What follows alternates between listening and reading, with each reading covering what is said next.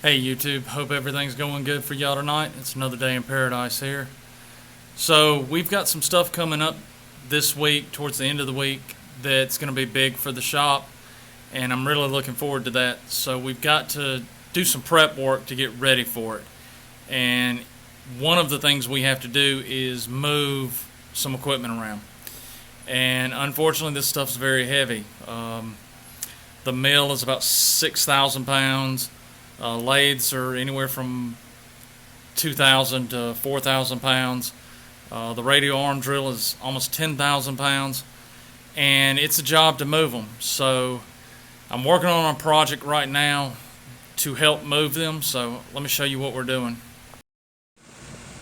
Alright, excuse the mess in the shop. Like I said, we're getting ready to move stuff around and reorganize some.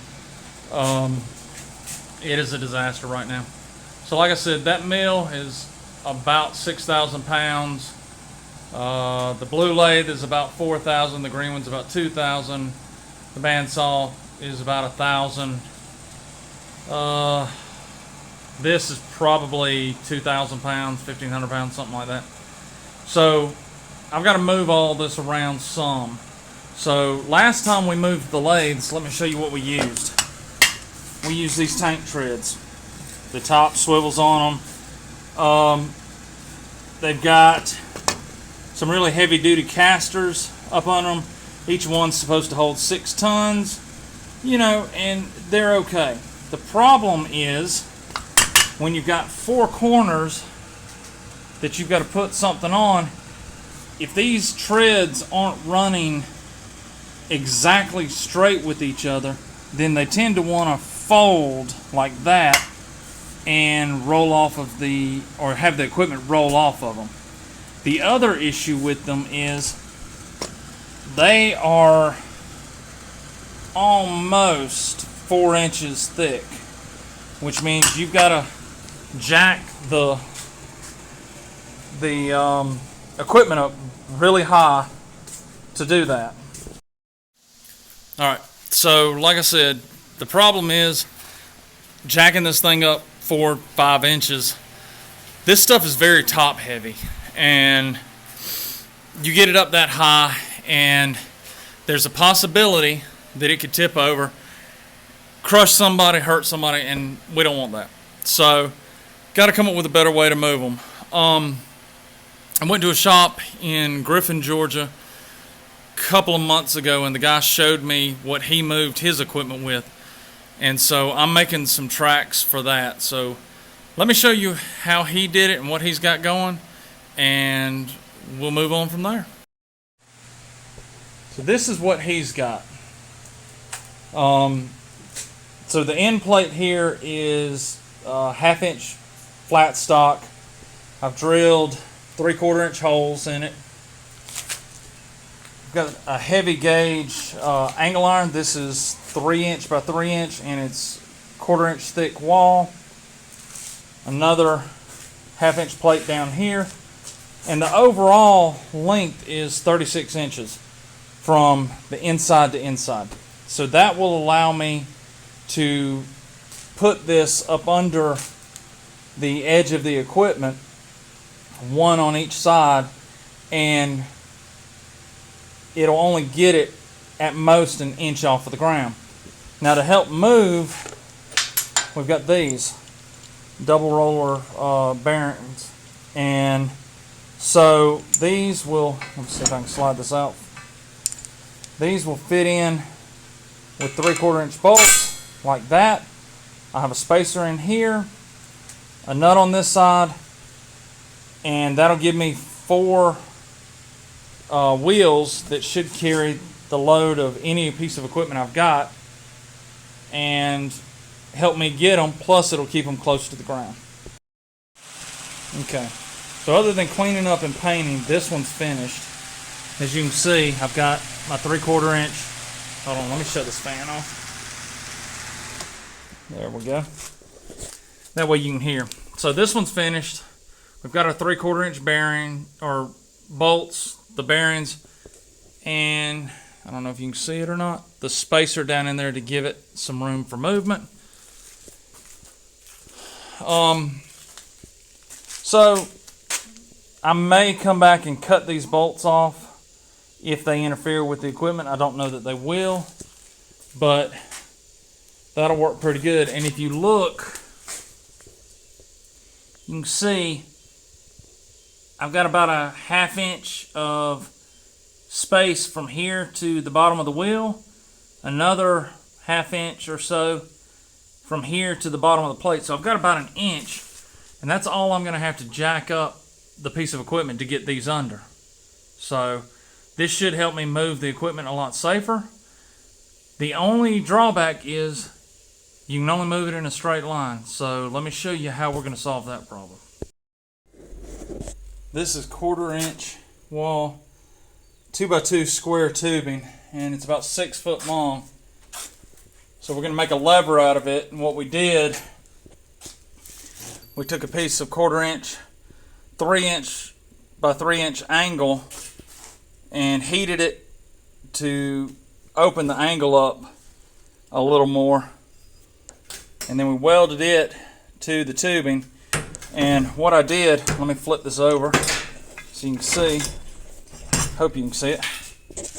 So if you look, I put a solid slug inside of this tubing, and it runs up to about in there, because I didn't want this to collapse with weight on it. So we've got a solid slug in here. As you can see, it's plug welded all the way around to keep it from moving, and then we welded it all the way around here, welded the angle to it, and then I drilled it and put the same bearings on it that are on the dollies. So that gives us a big lever that we can put under the machinery to help move from side to side and kind of direct it around as we try to push it and get it into position. So as you can see, we've got the radial arm drill that we got at auction a month or so ago back, and we've got it in the shop.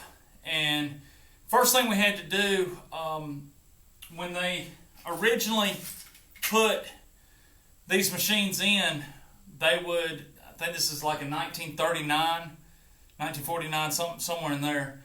When they originally put these in, to level them, they would pour a leveling concrete down, and then they would set the machine down on top of it, or at least that's the way they did this one. And so when they took it out, all of that concrete stuck to the bottom of it, and when I got it on the trailer, it was sitting uneven. We actually had to jack it up about 8 inches so that I could get under it and break all that concrete loose. And that's, I mean, just gobs and gobs of this leveling compound. So we broke all that loose. As you can see, it's on the dollies. This machine weighs somewhere between 8,000 and 10,000 pounds. And it's got plenty of clearance. It actually rolls fairly decently. And then if I need to move it, here's our lever.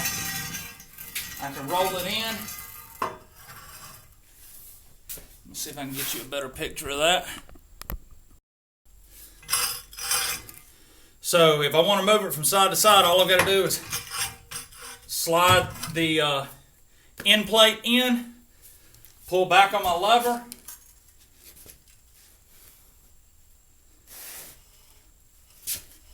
and move it from side to side. Now, it's not going to give you a ton of movement one direction or the other, but it will help you move it in increments. So you may have to do it a couple of times, but it'll get to where you need it to be.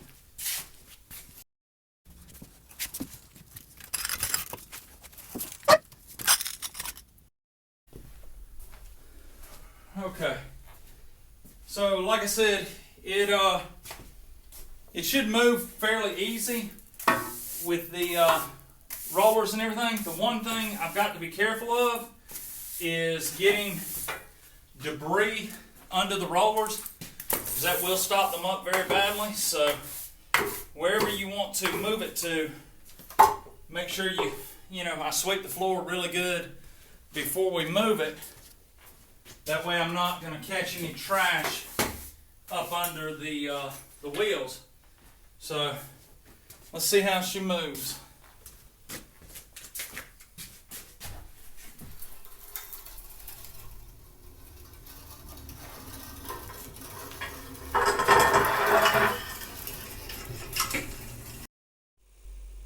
Wow, that moved so much easier than I thought it would. It really was very, very smooth, very easy. And once you get it going, I mean, here I am pushing it. It's just me, and I'm not putting a ton of effort into it. And once you get it moving, it rolls really well. So that's 8,000 to 10,000 pounds that I can move around by myself. So yeah, that helps out a lot. Okay, so I think that's going to do it for today. Like I said, needed to move the equipment. We've got one more piece of equipment coming in the shop here shortly, and I needed to get this radial drill moved in so that we can move the other piece of equipment in. So had to get that done. So I'm going to finish moving this where it needs to go and then call it a day. But while I've got you, I want to thank you for subscribing. Thank you for following. We've actually picked up a couple of new subscribers. I believe we are at 41, which is, not huge, but compared to where we started, I'm happy about it. So thank you for following. Hope you're having a great day. I know I'm having another great day here in paradise. Y'all be good. God bless.